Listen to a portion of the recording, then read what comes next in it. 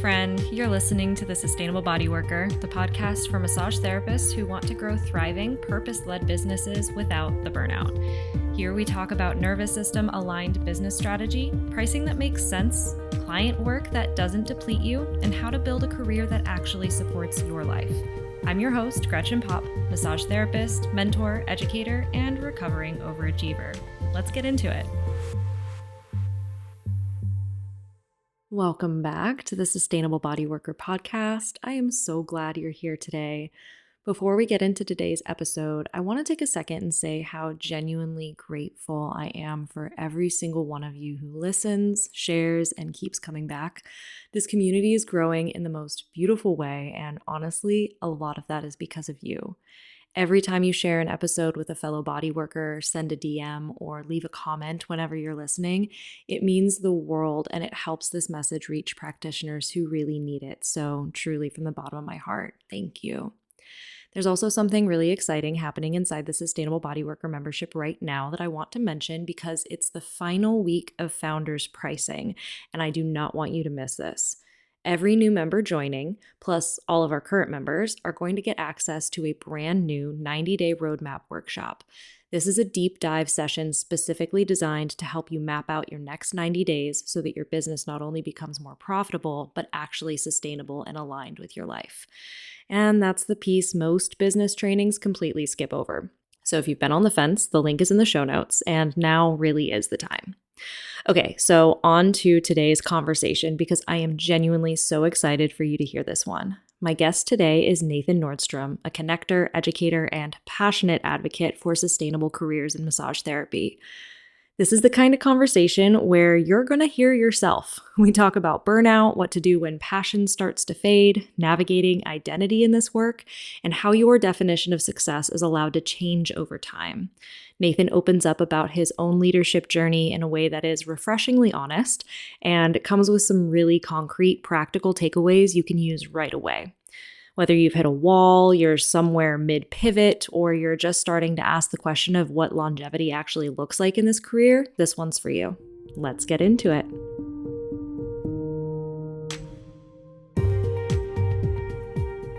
Alrighty, Nathan, thank you so much for joining. I am really excited about this conversation. Ever since we met last week and we've been talking about all the cool things that are coming up in your career and how that kind of aligns with the mission of the Sustainable Body Worker, I've really been looking forward to kind of deep diving this conversation with you. So before we get into it, if you would briefly just introduce yourself to the listeners in case they don't know who you are yet. No problem. My name is Nathan Nordstrom. I am a massage therapy industry connector and engager, which has a large kind of ambiguous terminology to it. But I think the biggest thing that I do is I just love massage therapy so much that I've connected in multiple different directions, either volunteering or in paid industry relations connections, and really building the best price and best experience for a massage therapist.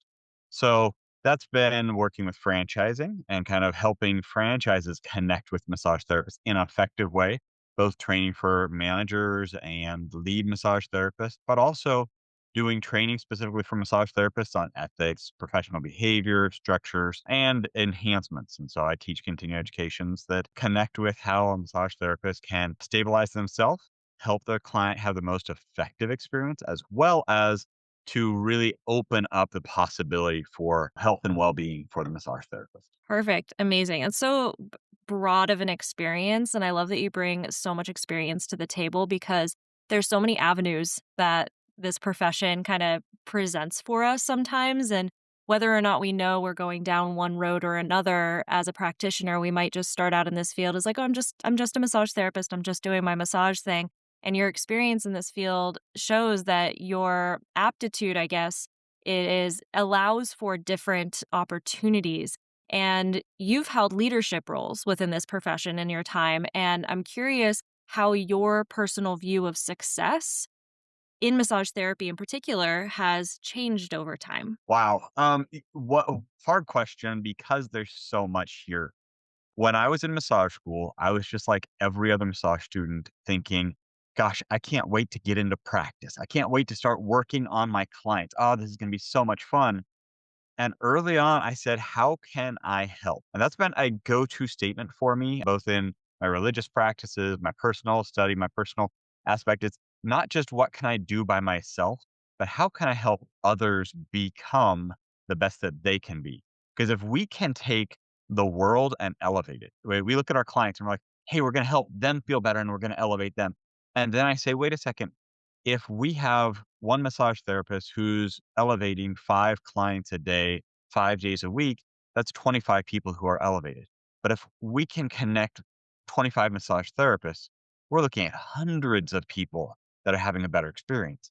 And so early on, that was kind of my push was how do you get there?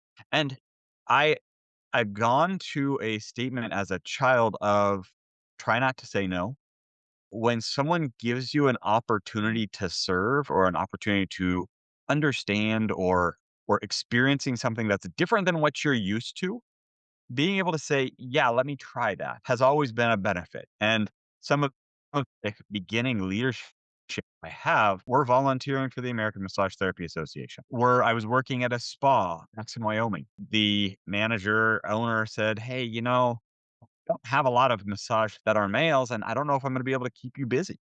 And I said, I can guarantee I will keep myself busy by getting my clients to come back." And they said, "Perfect." And she says, "Well, let's see, do you wanna do this for the back of the house? Do you wanna do this support?" And she gave me a whole list of different things. And I wanted to do those as well as keep my schedule busy. Being able to look at things that people are asking of you as opportunities to learn and grow and get more experience really does help you become a better version of yourself because you don't know what you don't know until you learn it. That really makes me think about the movie Yes Man. I'm sure you've seen with Jim Carrey, giving yourself those opportunities to say yes to things. I mean, obviously, we want to understand what our personal boundaries are, what our values are, and make sure that we're still doing things that align with that and we're not, overextending ourselves. But especially those first few years, I had a similar experience working in the franchise world where I just kind of took it all and it did bombard me quite a bit, but I learned quicker than I ever have before.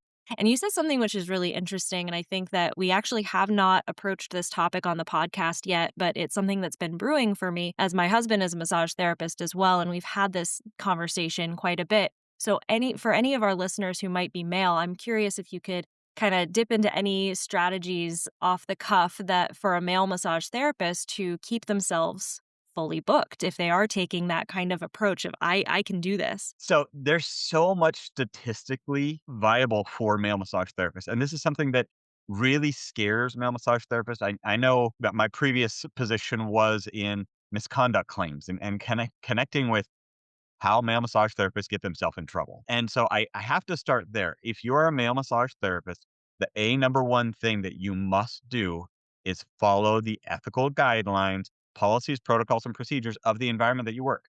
There's never a question to that. If you can do that and hold yourself beyond reproach, that people will look at you and go, "Oh no, that's Nathan. He would never do something like that." And do that with every client, you have reduced so much of your concern and stress and strain. So let's go to that next step because you asked more about how does a male massage therapist get themselves booked and keep themselves booked.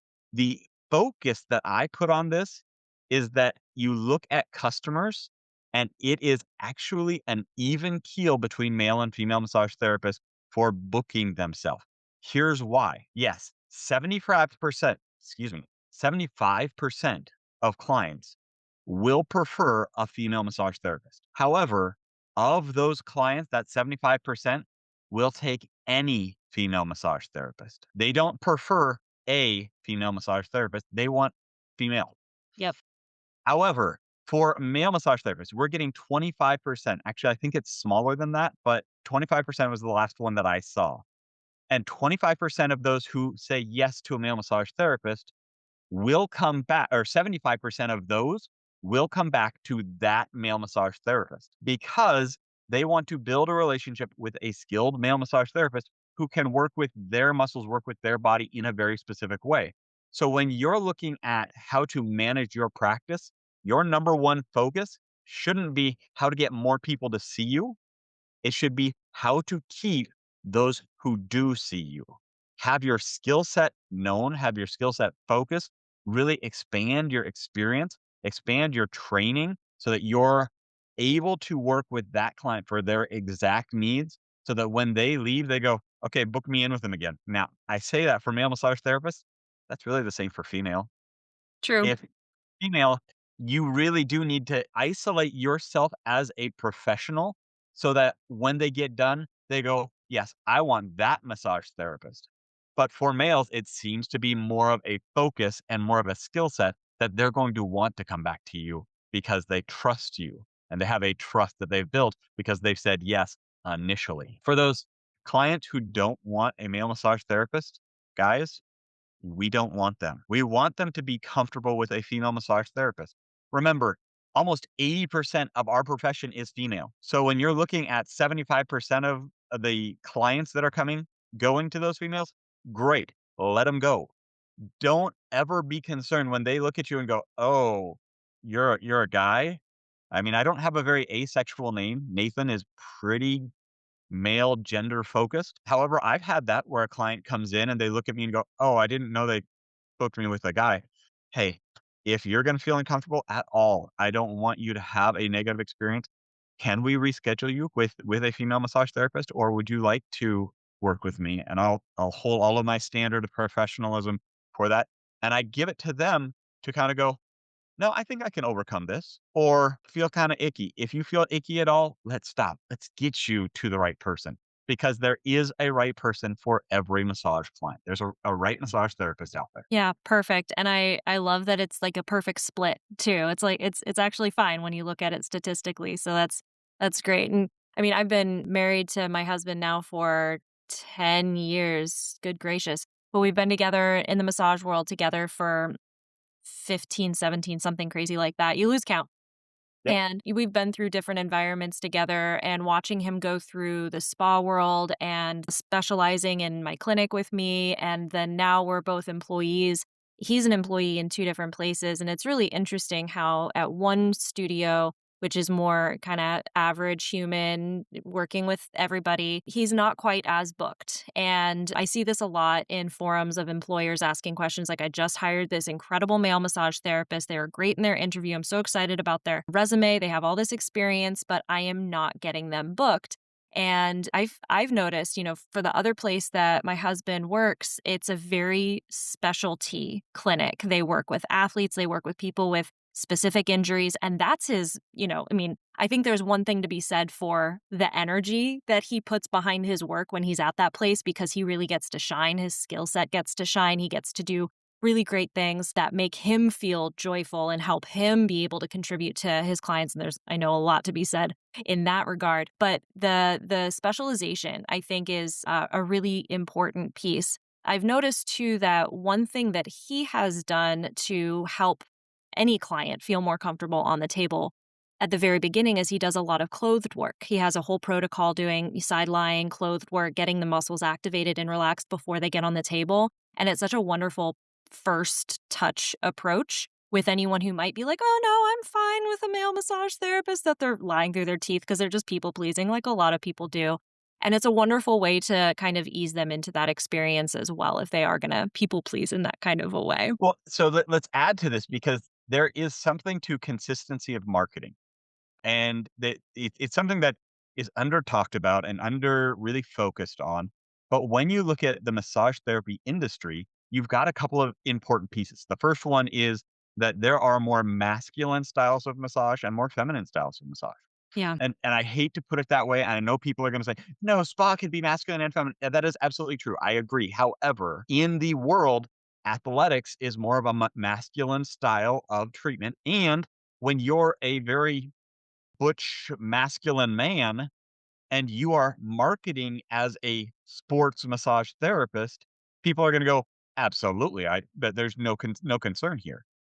And then if you are a very effeminate, either male or female, but you're in a spa, they're going to go, oh, absolutely. It's just him or her. And being able to have that marketing consistency is great. When you are missing that consistency, being able to market that you are that individual will open up doors to you because you're more niche in your market. even in that more effeminate style of spa, or even in that masculine style of sports where you're a woman and you're like, you know what, I am an athlete massage therapist. Had a really amazing sports massage therapist, extremely obese woman, and she has the biggest smile ever. And she was skilled. She was absolutely on top of it. And she presented herself as the friend of the athlete. And it really worked for her because she would then draw these people who may otherwise have a negative connotation towards obesity, a negative connotation towards you can't really know sports because you're not really a sporty person, but she connected in a way that created that positive environment, positive connection for her specialty to make it work. So be conscious about who you are and what you do. And really, when you're talking about your sustainable body work, you're looking at not just what you do, but you have to build your brand. And your hands are a big portion of your brand. If you can't recognize what your hands do and why they do it and what that looks like to your customer, you're going to have a problem managing your business. And there is a big portion of burnout that comes from, I don't know how to make my business work. Saw a Facebook post just the other day with someone just complaining about, well, I can't believe massage therapy. I'm so sick of this career because they don't pay you enough to do what you do. And then I stepped back and I said, well, what are you accepting and what are you mastering? Because when you accept, because if you can build your mastery as high as you want, but if you're not marketing and looking at those customers and looking at your consistency, if you're working in a franchise, and I love the franchising world, I think there's a great world for it. I think more massage therapists should be franchisees and should connect with that world and kind of figure out how it can support them in the business structure that they don't have, that can be a huge strength. However, if your style doesn't meet that need, then you've got a issue. I have a massage therapist that I was talking to a couple of weeks ago. Her spa is In Touch, and she has a spa and it's Aveda, and she has a salon connected to it, and she's the owner, but she's a very clinical trained massage therapist. And in her heart, she has a little bit of frustration because she's created this beautiful space and it's focused towards this, and she's put her own niche into it to make it fit for her. She has a yoga studio that's connected to it. And so it then created more of that bodywork mentality. And then she has her treatment room, which is separated from the rest of the treatments. The rest of the treatment rooms are very spa-esque and fluffy. And hers is very, hey, we have a structure, a picture of all the muscles on the wall. And she wanted to make sure that she could get her body work in while she's building this great business that supports other people in their professional strength.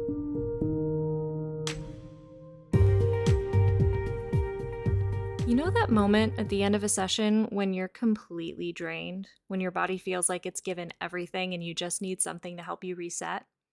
Or maybe it's the end of a long day when you're finally out of the treatment room, but your nervous system is still wired, your muscles are still tight, and you can't quite come down from all that output. I've been there, and for years I've tried everything: stretching, foam rolling, Epsom salt baths, heat packs, all helpful, but nothing really gave me that deep grounding reset I was craving. And then I found the Bond Charge PEMF mat.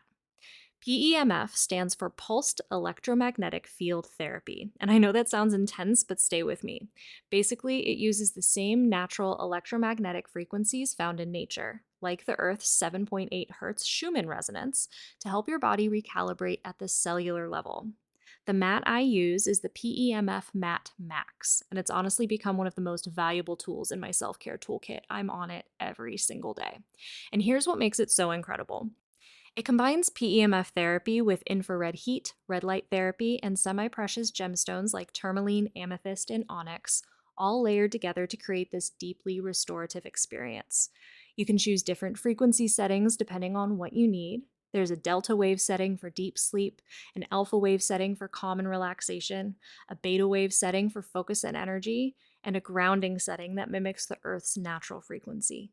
And the heat is not just surface level heat, it's far infrared, which penetrates deep into your muscles and tissues.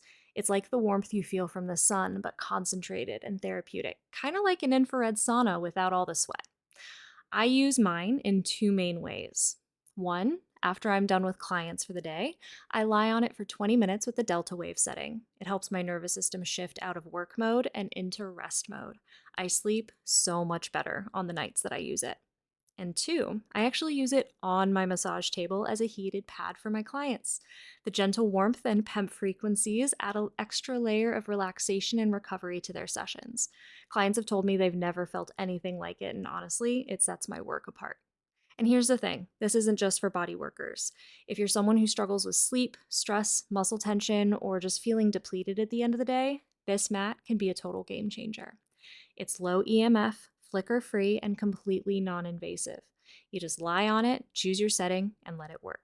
No pills, no appointments, just 20 minutes of deep restorative support for your body and nervous system.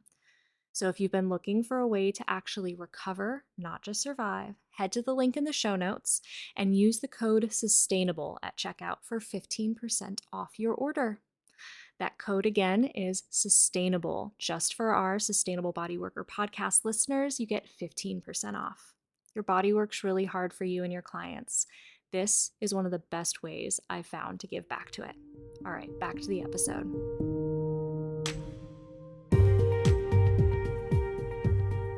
That's fascinating. It makes me think of the clinic that I had that I ultimately had to step away from actually because my original dream, as I think like going back to being 13 years old, was to own my own spa and make my own products. And it was I went down the herbal medicine, route and learned all of their aromatherapy and really love this spa, self-care, herbal baths, that kind of thing.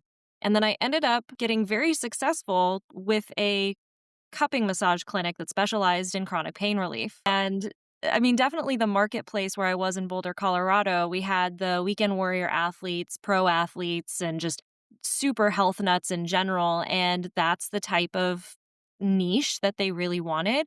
But I think I grew it for 11 years. After 11 years and ending up in that deep, deep niche, I realized like, this is not what I actually want to do. And I'm really good at it.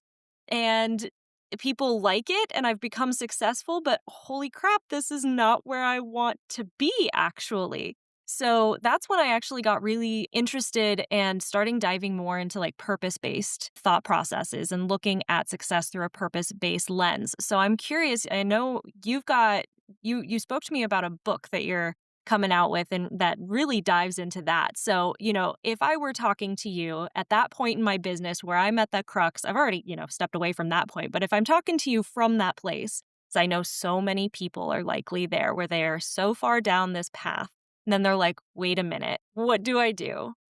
Where would you kind of shift gears or offer some insight there?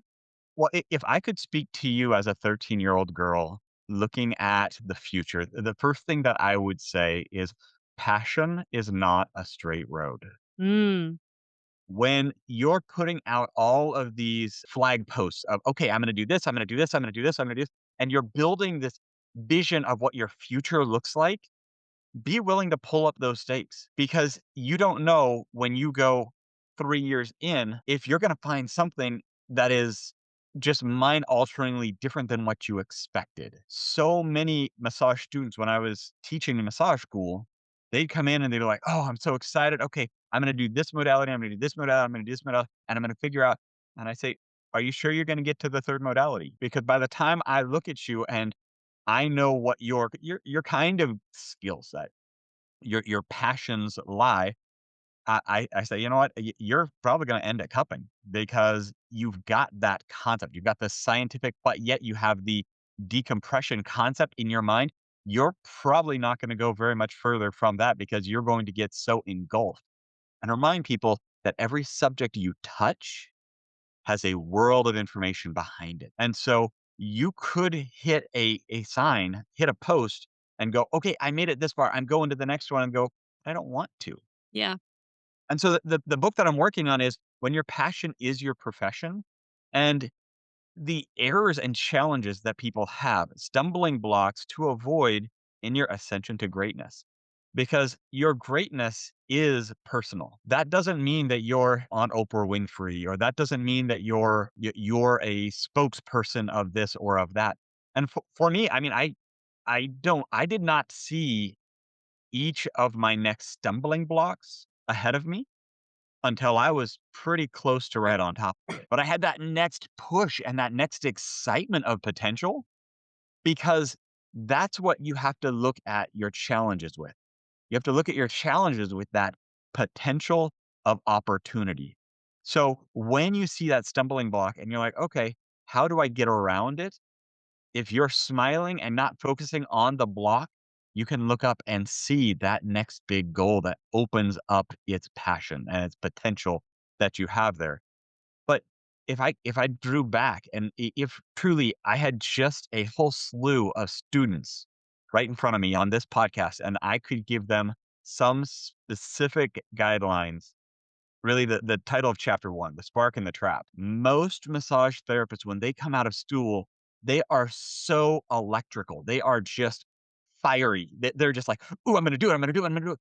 And the trap comes in and really opens its door when it starts with burnout and spark and ignite so much. And your personal body and your personal willingness can do so great if you are making sure that you're putting your boundaries around yourself to make sure that you're doing it right.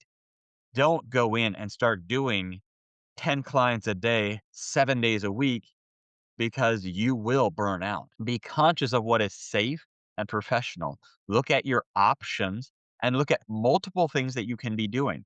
I don't think I had one iron in the fire at a time ever. Now that I'm thinking about it, I'm like, for the first 5 years. Well, no, for the first 25 years.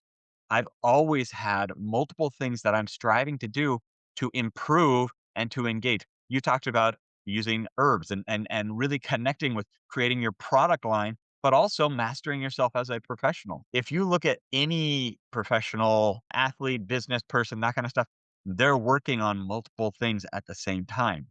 So being able to support yourself with, hey, you know what? I'm going to spend today focusing on this and really hone yourself and hone your skills. Get yourself a little more obsessive on making sure that you're getting that done and getting a growth, getting a step of improvement and then seeing where it's at. And then the next day, I'm going to focus on my continuing education on this specific subject so I can get myself better. I always love getting back to research as well. Anytime you can get into pubmed.gov, and just search something about massage therapy. I don't care what you search, just type in pubmed.gov and search massage therapy and cupping or massage therapy and ankylosing spondylitis or massage therapy and pitting edema, massage therapy. Just search something because what it's going to do is it's going to ignite you again for those passions that you have. You're going to go, oh, I didn't know that massage therapy has been demonstrated to improve this or to support that. Or by adding this technique, I can reduce that side effect or that symptom. So many different ways to look at why your passions are there for you and how you can really open up that potential and truly inspire your clients. Because I have to say it, I don't believe massage is the reason why most clients come to you. Mm, say Most more. clients, most clients come to massage therapists because they're passionate individuals and the majority of the world is missing passion. They have a 9 to 5 job that they hate. They're working in a cubicle. They're working on a desk. They started off with a passionate career as a doctor, but then as they were pounded into paperwork and having to be forced to do something that didn't really meet their standards, having a moment to sit with someone who comes out and smiles at you and says, come on back. I'm excited to be doing my craft to support you so that your body can be rejuvenated and you can find passion in your life. And so many people say, you know what? My passion is getting a massage. If I could get a massage every day, I'd be happy. What that's saying is, I don't have passion in my life. Mm, I'm missing my passion to grow. Let that be a teacher. It could be I mean, there's so many careers that people start out a nurse. Nurses love what they do, but then they just get so bogged down and so burnt out that being able to support them and to rebuild them just for an hour so that they can go back and do that thing that they have passion for, but they're so burnt out by. Don't be the burnout. Be the support for those people, but stabilize yourself so that those people want to come back to you and you have the personal wit and the personal strength to be there and the desire to continue doing it. There was one passionate experience that I drive back to in my mind again and again, and I lecture on this more often than I should. But it's one that I realized in my life was a awakening moment. I was working on 9 clients a day, 3 days a week, doing multiple jobs on the other days. I had a young family. I had at that time I had 3 kids. I now have 4, but I had 3 kids. They were all young. My wife was taking care of the kids at home, and I was burning myself at both ends. And I had a client who came in and I said, "Oh, perfect. We're going to get you started." Blah, blah, blah. She got her on the table and she was complaining about her back pain and her neck pain. And I heard, "My back pain and neck pain is worse than your back pain and neck pain." And I mentally said, "Screw you." Mentally, it didn't exit my mouth, but my brain said, "I am so jealous of you because I hurt so bad. I'm so burnt out. I'm so tired. I should be the one on the table. Get off and massage me." And in my brain, I went, "This is an unhealthy place to be." Good awareness. Yeah. Yeah, it was a moment where I rechecked myself and I was like, "Okay, I gotta get this massage. I gotta get into my place of health and well-being to give them a great quality massage." At the end, she says, "Oh, great massage. Thanks, Nathan." Which she didn't know what turmoil was going on in here because I put myself in check and gave her a great experience. Now that night, I did a lot of prayer. I did a lot of focus. I did a lot of attention and said, "What is actually feeding me? What is feeding my family? And what is hurting me?" And being able to reassess your passions because passionate individuals will find passion in everything, but until you weed out those passions that are not meeting your needs, you won't be able to continue. I know so many massage therapists who want to be continuing education providers. They're like, "I'd love to teach. I'd love to teach." However, they have no concept of what business aspects it takes to teach continuing education. And so being able to say it's a whole different type of marketing and business building and structure, and you have to have your really board certification you've got to go through and you've got to get these extra accreditations, then people go, "Oh, I'm not nearly as excited about that as I thought I was." Yep. So there's just so much there to say your sustainable body work happens when you recognize your purpose, your skills, your focus, and you're able to get that uptake and be recognizing your own ethical dilemmas in your experience. You know that feeling when you have a really great idea for an online course or program, something that could help so many people create passive income and finally free you from the hands on hamster wheel, but you have no idea how to actually build it? Or maybe you've already started building it, but you're stuck. You're second guessing yourself, you don't know if it'll actually work, and honestly, you're not sure you have the time or the money to figure it out. I hear you, and here's what I want you to know. The practitioners inside the Sustainable Bodyworker membership were in that exact same spot. They were stretched thin, managing all the business tasks alone, juggling family and clients and laundry and everything else. They had dreams of building something bigger, but they didn't believe it was possible for them either. And now, they're launching online courses that enroll students before they ever build a single module. They're taking vacations without a financial hit. They're working fewer client days and making more money. They're standing up as leaders in this field and inspiring other body workers to do the same. One of my members, Adrienne, launched her first course while navigating postpartum life with her first baby. She had 13 students sign up for her beta launch, way more than she ever expected. And now she has an online course that sells on autopilot while she's easing back into hands on work on her terms. Another member, Jessica, was working herself into the ground trying to keep her business afloat while caring for aging parents and managing a chronic illness. She joined the membership, implemented the systems, and completely transformed her practice. She now has clients who see her as a professional, who value her work, respect her boundaries, and show up ready to invest. Here's the thing: these members didn't have more time or more money when they started. They had the same fears, the same doubts, the same packed schedules you probably have right now. But what changed wasn't their circumstances, it was the support they received. Inside the Sustainable Bodyworker membership, you get the step by step course creation training that's helped members build their first passive income streams. You get monthly coaching calls where you can get unstuck in real time. You get a hypnotherapy library designed to rewire the limiting beliefs that are keeping you stuck. Because let's be real, information isn't the problem, self sabotage is. And you get a community of body workers who get it, who are building this alongside you, cheering you on and holding you accountable when life gets hard, and collaborating and supporting you when you launch something too. If you're ready to stop watching your kids grow up from the treatment room, if you're ready to build something that gives you time freedom and financial freedom, if you're ready to finally step into the version of your business that actually supports your life, head to the link in the show notes and use the code SBCPOD to get a special discount just for podcast listeners. Because you don't need another certification or modality. You don't need to wait until you're quote unquote ready, whatever that means. You just need someone in your corner who's walked this path and a proven system that actually works for massage therapists juggling all of this. I'll see you inside.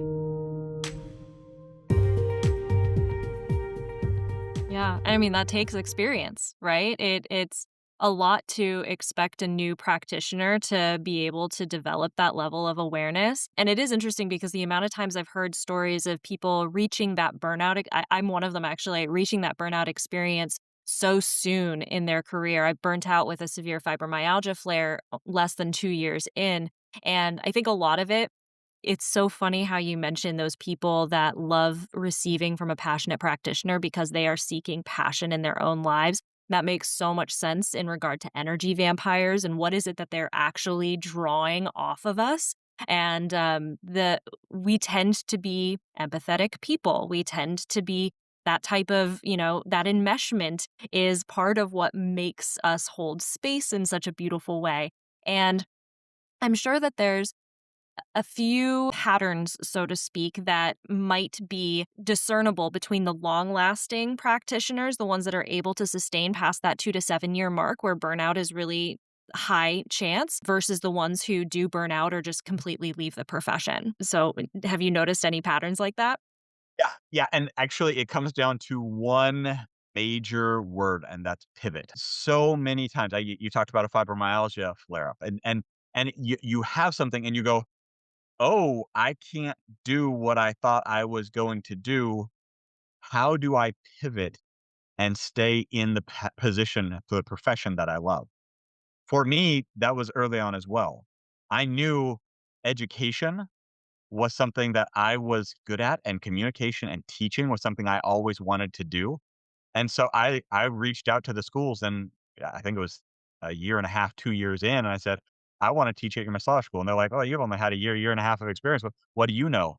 And I said, "Try me." And they said, "Okay, well, let's have you do a demonstration on this and that." And I'm like, "Okay." So I did an anatomy and physiology presentation, and they're like, "Okay, you know your stuff, but it wasn't really gung ho. How about you do a Swedish massage education?" I'm like, "Perfect." And so I started doing this and talked about the strokes and talked about, and they're like, "Whoa, okay, there's your passion." And yes, I was working as a massage therapist 3 days a week and then teaching 2 nights a week. And then as I transitioned, I continued to see that I could pivot at that 2 year mark. And then, of course, at about 4 years or 6 years, I pivoted again. At 8 years, I pivoted again, still maintaining the practice aspect. But truly, if you're looking at doing 5 clients a day, 5 days a week, 6 clients a day, 4 days a week, 5 days a week, whatever that is, you're going to have a physical burnout. Physics still works. The concept, the science of physics is still a wear and tear factor on what you're working on as well as the tool that you're working with. Yeah. So using tools can help you reduce that physical load on your body, but physics is still going to have that. And so you need to have a regeneration time that can stabilize you through what you do. And so majority of massage therapists who are 10 plus years in profession are no longer full-time 100% seeing clients. They're seeing clients, yes, and loving to see their clients, but they're also doing some other aspect. I used to own a spa many, many years ago, and I had one massage therapist who made me giggle so hard. She was an amazing massage therapist, and she would come in and she was an independent contractor. So this was back in the day when we didn't really know the independent contractor employee chaos that was there. However, I worked very hard to stay on the IRS guidelines. And so I told them, hey, if you don't have clients, you don't have to be here. Well, she would come in at the beginning of her shift and she says, well, you might have someone walk in, so I'll be here. And she would be sitting there and she'd be doing these little doilies and making these crafts.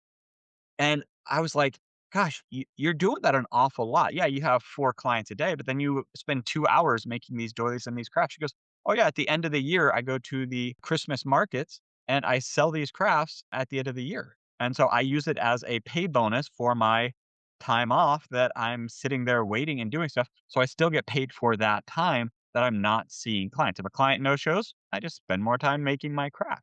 And so she has 2 passions and her crafting was beautiful, and she was respected in both worlds, but it gave her an opportunity to recognize that challenge that she had, and her burnout factor for either of them was low because she was moderating her time effectively to be productive for the end of the year. So she didn't have to go, "Oh, I've got 48 more of these that I have to do right now, and my hands are cramped." No, she'd been doing it all year long, a couple hours here, a couple hours there. There's skills that you have as a massage therapist that you can connect with. Your client says, I do deep trigger point therapy for the next hour with both thumbs. Your answer is no. You're a professional. And you know, A, it's not going to be good for you, but B, it's not going to be good for that client either. Being able to traumatize bodies doesn't make their experience better. It may meet their psychological expectation of what massage is, but that is not how you build sustainable practices for you or for your clients. Yeah. Yeah. I mean, the boundaries, the being able to say no. And I'm so inspired by that practitioner who is doing crafts during her unpaid time. That's absolutely brilliant because I'm the type of person where I am like 100% I am massage, massage, massage, and then I'm 100% whatever my, Gemini thing of the moment is.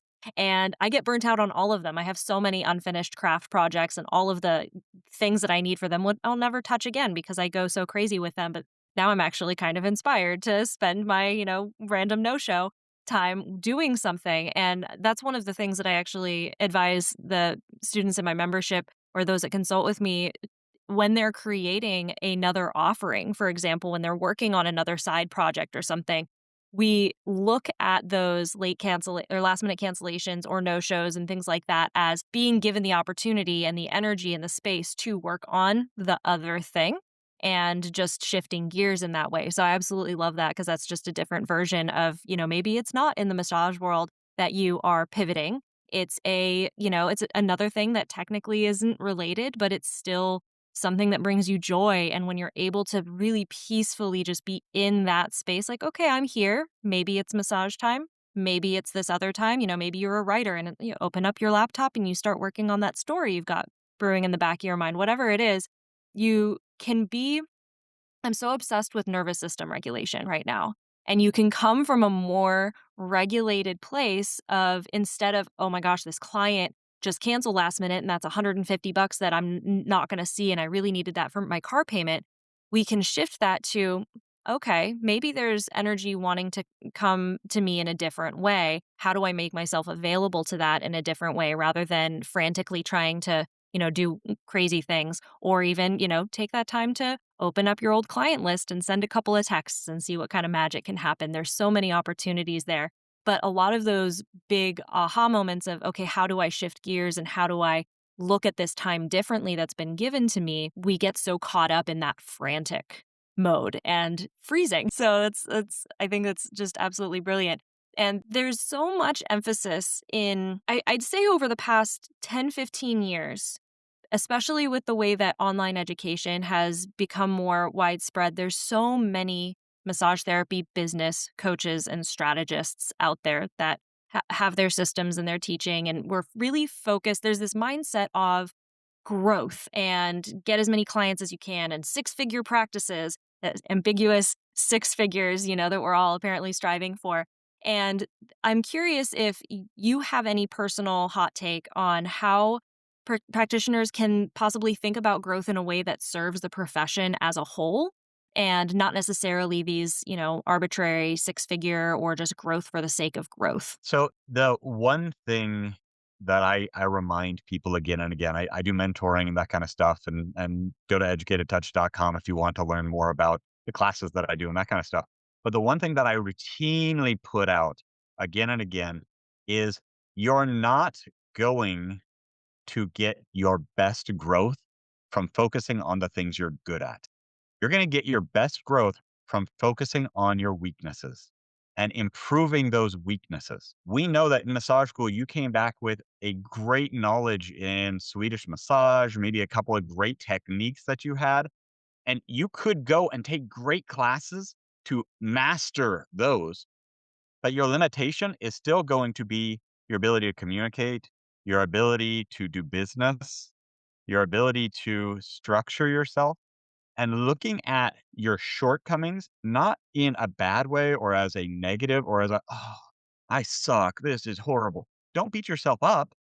Just say, I need more support in, and how can I master that? Because you don't have to love it, but you do have to get better at it. And so you have shortcomings. Everyone has them. Everyone has some aspect. And when someone is nice enough, and I know that's not how people usually look at it, but someone's nice enough to tell you where your shortcomings are. If you can go, I can learn from them. Asking that question, how can I get better? If you are working for an employer and they're saying, hey, you know what? I had a customer come back and they said that they had a negative experience with you because that next statement out of your mouth would be, thank you for letting me know. How can I get better? Yeah. Because they have an external view that your internal view has an emotional trigger for. And as soon as you say, how can I get better? You've now shut off the defensive. Well, but I didn't mean to. It doesn't really matter what you meant. Doesn't matter. Yeah. No. But what was it that they experienced so that I don't do that again or so that I can do something better?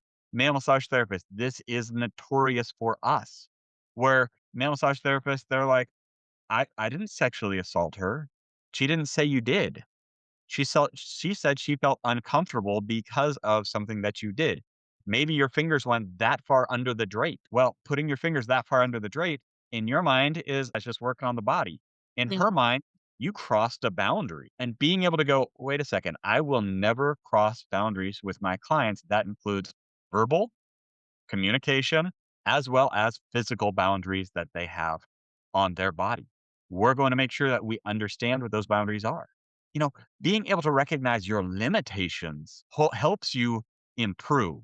You can master so much, but if you don't take care of those things where you have the biggest limiting factor, you're never going to get better. So for someone who doesn't necessarily have that, I see it as like a buffer of the reception, being able to hear feedback and all of that. Oftentimes when we're solo practitioners, if someone doesn't like our work or they feel uncomfortable, we just won't hear from them again. And they won't come back and they'll ghost our phone calls when we try and circle back if we ever do. And even actually, I've found even as an employer, employers don't always provide that constructive feedback. And we're also not primed to hear it and look for it because at the end of the day, our ego is trying to protect us. So we're not necessarily always primed for finding that information. So, do you have any tricks or advice on how to kind of not always be in that mindset of where am I doing it wrong? Because that can send us down a slippery slope too, right? But, for always kind of finding those areas of our shortcomings so that we can really start to chisel away at that. So there's three different pieces here. The first one is every massage therapist should have a email system for clients who leave to give feedback. Agreed. Asking for feedback every opportunity you get. It doesn't matter if they've seen you 1,000 times or they're the first time customer. They should be given an opportunity to give feedback. And the more you can automate that, the better. Second one, which I think is almost as important, is having a community of massage therapists. For me in my early days, that was the AMTA Oregon chapter. I would get together on a monthly basis on calls, and we'd get meetings together, and we would talk about the business of AMTA. But we're all massage therapists, body workers, and we default to what we love, to our passion, and we'd start talking about different things. And you would get inspired by someone else who changed something and go, "Oh, I hadn't thought about that. Yeah, I should do that too." The third one, and actually it's a kind of spin-off. It's a most recent spin-off, but massage championships. Hmm. So these competitive massage therapy opportunities that are coming up, it is not as much what people think, "Oh my gosh, how do you compete in massage?" It's not about that. It's about you doing the best you possibly can and getting feedback to improve and being able to see other people and connect with other people who are doing either the same modality or a different modality and going, "Oh, they did that and they did this." Or seeing something and go, "Oh, I'm so glad I'm not doing that." Because those are one thing I competed years ago in Pennsylvania, and I was doing hot stones. And I was using these hot stones, and I was mastering those hot stones, and one hot stone slipped right out of my hand and pew! Shot right across the room. There are, I think, 12 or 15 other massage therapists doing their modalities at the same time, and all you heard was tink, tink, tink, tink, tink, silence from the silent room that was already silent. All the judges' eyes went up and turned to me. I went, "Huh." And so I grabbed another stone and continued my massage. And it was something that for me, it was default. But then I heard a couple of snickers. And after we got done, the people who were snickering came over and they said, "Nathan, you did it just right." Because in any treatment room, you're not going to have all those eyes. If you drop a stone, you drop a stone and you grab another one and you keep going at it. But it's those little things that you don't think about that, "Oh, what would I do? Would I pick it up? Would I?" No, you have to preemptively do those thought processes, and sometimes the championship is that opportunity for you to be around a group of massage therapists, seeing what they do, experiencing what you do, and giving you potential feedback, because that's what we're here for, to give that expert experience that each other can give to each other. I love that, and it's such a relatable moment of dropping something. The amount of things I have dropped in session or the amount of times I've tripped on my stool or the edge of the chair and just, the show must go on. I come from a thespian background, and the show always needs to go on no matter what. And but that's also a very humbling experience doing that in front of everyone. I'm curious, did you get any specific feedback on that moment? From the judges, I didn't. Okay, How I came in 3rd place overall for that category. amazing.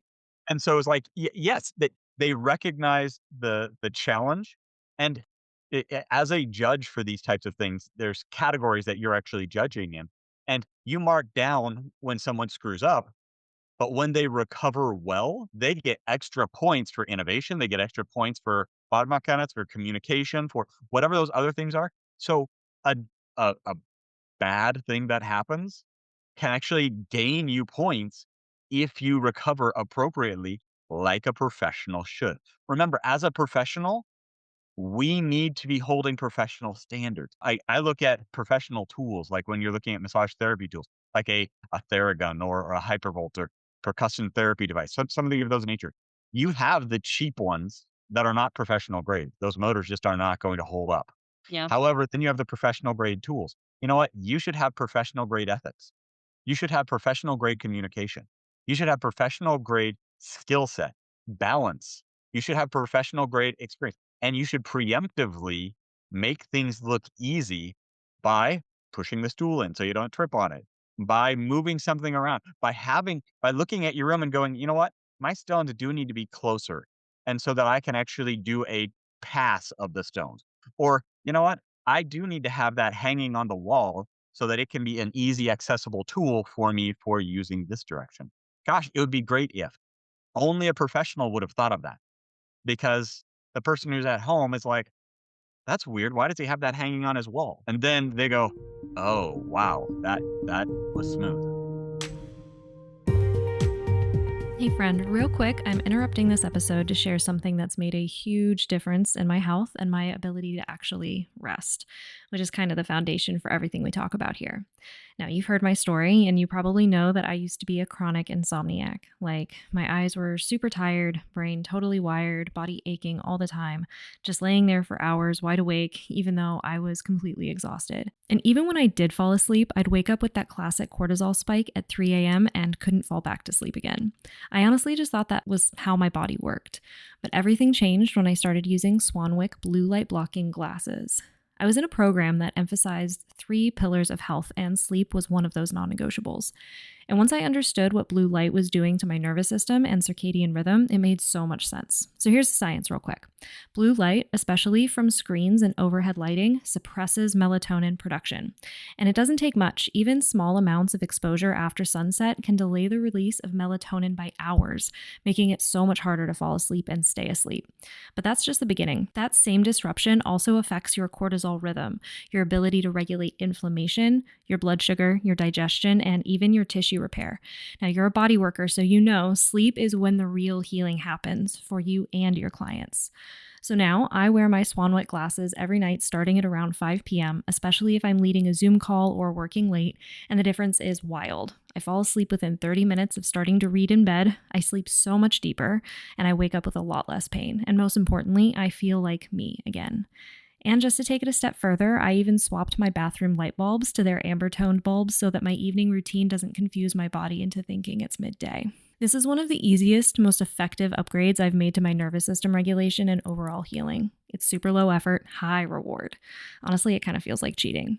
So if you're someone who struggles with winding down, or you find yourself wired at night even though you're bone tired, give these a try. There's a link in the show notes to grab your own pair. Okay, back to the episode.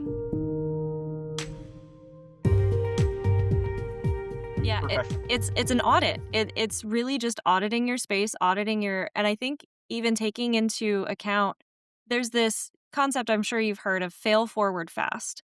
And, the more that you make mistakes, obviously not intentionally, but just recognize that we can't avoid the failures. So let that turn into feedback for us so that we can move forward much more quickly and advance and get better. But I think that a lot, and I've seen this a lot, both from being an employee in the franchise world, being a solo practitioner, then having employees of my own, and now coming back to being an employee in a small studio, I've seen in various ways, not everyone is like this, but I think a fair amount of at least employee practitioners that I've seen are kind of in this mindset of they show up, they do the massage, they go home, and they don't necessarily take the time to audit their day, take time to think about, how did I communicate with this client? They might go on Facebook and post about, like, I had this weird interaction with this client. What does that mean about them? Instead of how might I have shown up differently to make this client interaction a little bit more smooth? Or I tripped on my stool. What do I need to do differently? I think if we took the time at the end of our day, if we have the time at the end of our session to just audit, what went well, what needs work, and how can I do something different moving forward, that would give us so much food for thought every single day.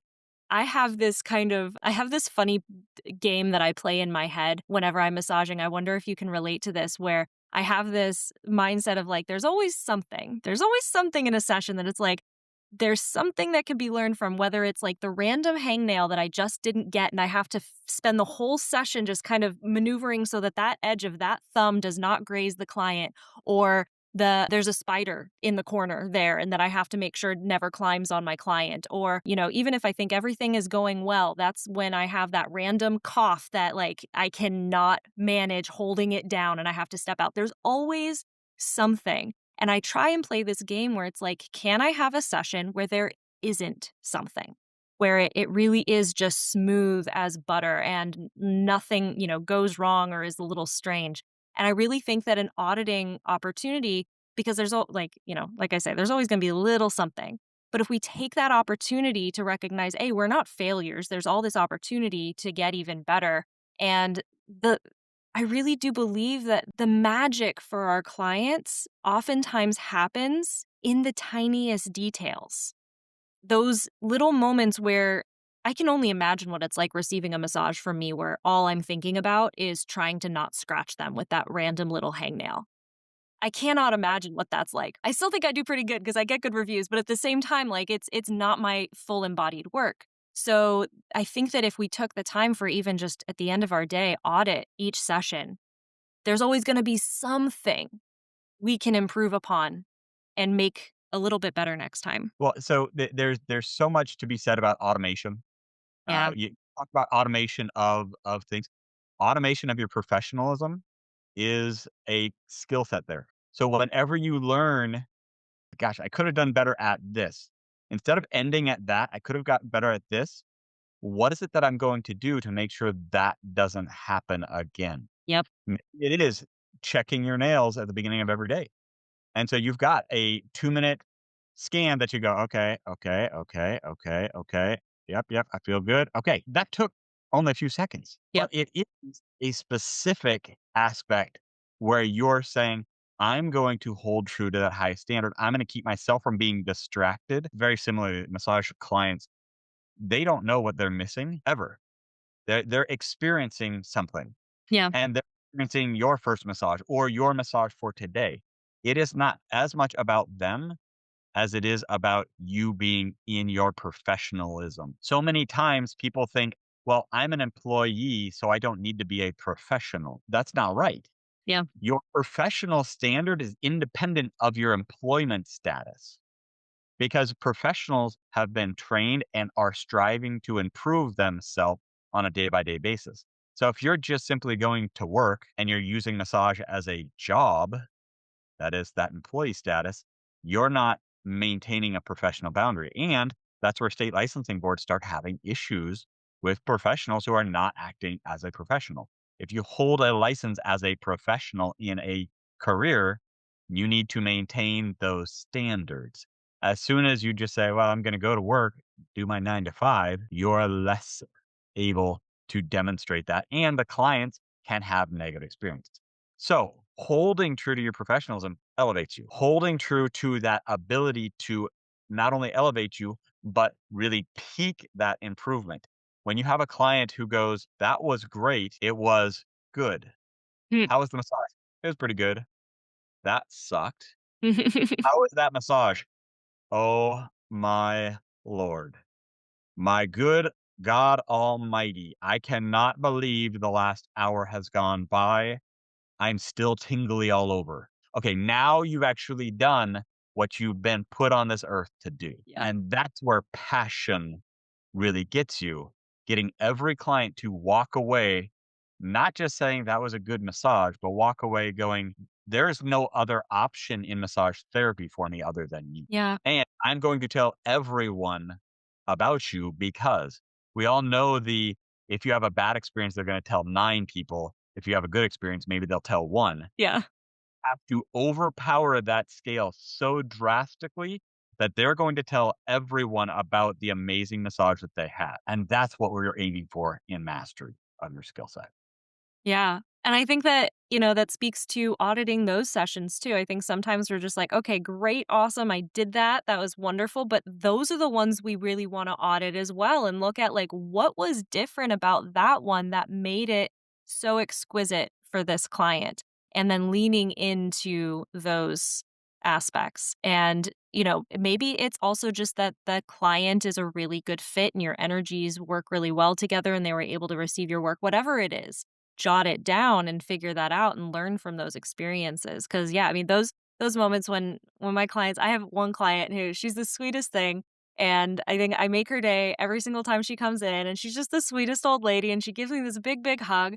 And that's what I live for. That's, when I know that I'm, impacting someone so positively, that's what I really live for. And the thing that's different about those sessions versus the ones where the client is just kind of like, is, I'm holding space. And if I were to like audit those, I'm holding space in a different way, also because of how the client is showing up and we're meeting each other in a really interesting way. And there's so much to be said for when we find those aligned clients and can really hold that space. I see you rubbing your hands together. What's coming up in that Oh, brain? absolutely. It's funny because as we look at this auditing of sessions, the first one is that coming from the franchise world, employers will 99% of the time audit the negative experience, Yep. not the okay experience. And really, as a massage therapist, we should be auditing every okay experience to figure out how to make it the best. We should be auditing and looking at those and your professional journal shouldn't have the names, "Oh, this client, I did this and I did that." It should be client 9 o'clock. You know what? I was distracted by. Client 10 o'clock. I got excited by this work. However, the other thing that I think more franchises are getting strong in, which I think is great, and more employers should kind of just be looking at this. It's what is the expectation that the client has for this session? I know on the intake forms, a lot of times it says, how, what type of modality do you want? What is your focus? Do you want deep tissue? Do you want this? Do you want that? Do you want these enhancements? All of that? They don't know. As a general rule, most customers don't know what would be good for them. That's really you as the professional who should be engaging and saying, I understand that you asked for hot stones. However, it's 110 degrees outside. Your body is already hot. You've already been running. Hot stones are actually not going to be as beneficial. However, you've been talking about this pain in your ankle from twisting. I think cups on, if we use the gliding cupping on that internal thigh, that could create some stability and some support there. That's your side. The other thing that I think is so important is the thing that's rarely asked. How much communication do you want with this session? Because more clients come in and they're like, I want to zone out. I want to be at peace and at bliss. And they complain about the massage therapist who talks the entire time. And they're like, just shut up and rub me. Your fingers know what's right and what's wrong. Just do that. If we can ask that of our clients at the very beginning, before they get anywhere close to undressed, what are your expectations for this session? Oh, I'd like you to teach me about my body and what needs. I'm going to be talking the whole time. If they're like, to just let my body relax and let my mind just be in bliss. Those are very different sessions. But if we don't ask, we don't know. Yeah. And the client can't have that serene experience without that type of early on communication to know what that client wants. And that client who came last time and wanted you to talk the entire time, that does not mean the second session they want the same thing or the third session.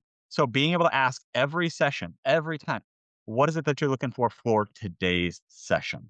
So session check-ins independent of what their overall health history is. Because their overall health history, it may change some, but the overarching stuff isn't going to be changing. So communicate ahead of time. All right, absolutely. All of this has been such incredible tools for people to look at various aspects of their practice. And I would love to give all of our listeners an opportunity if this conversation has sparked intrigue for them, if there's, a bit of them where they're like, ooh, that's a piece that's missing in my practice or how I present myself as a professional, how I'm looking at the purpose behind my work. Where might people go to learn a little bit more about what you are currently offering, where your book is going to be available, all that good stuff? Yeah, no, when your passion is your profession will be announced on Educated Touch. I'm still working on the publisher, getting all that organized and structured for who's going to be publishing it. So excited about it. As for educatedtouch.com, that's where you can get mentoring. We have group mentoring as well, which I think is financially, it's a much better offer. So you've got $300 and you get a monthly session with me with a group. And so we can actually use that opportunity for you to learn from other people and learn from yourself. So it becomes a group mentoring opportunity. It's a lot of fun. We also have all of my classes that are going up are on educatedtouch.com. I use a great platform there for things that are live, that are webinar, and then that are distance learning or on demand. So definitely educatedtouch.com is the way to go. And I will be there happily waiting to connect with you. You can email me at nathan@educatedtouch.com. Wonderful. Awesome. And we'll absolutely put all of those linked in the show notes too for easy clicking. And yeah, Nathan, I just really want to thank you from the bottom of my heart for having this conversation. It's sparked a new level of inspiration for me. I love being able to bring on different voices and different perspectives. And I know that our listeners are going to get a lot out of this conversation. So thank you so much for taking the time. Absolutely, Gretchen. It's great to meet you, and I'm so glad that we can do this. Hopefully, we can do this again sometime. Absolutely. Yeah. So much more to talk about. We could be talking for much longer on so many different segues. Absolutely. Alrighty. Thank you. Thanks for listening to The Sustainable Body Worker. If something resonated for you today, grab your free breakthrough session, which includes a custom hypnotherapy track to help you unlock the next level. Grab it now with the link in the show notes. And to hear more, hit subscribe. We'll see you next time.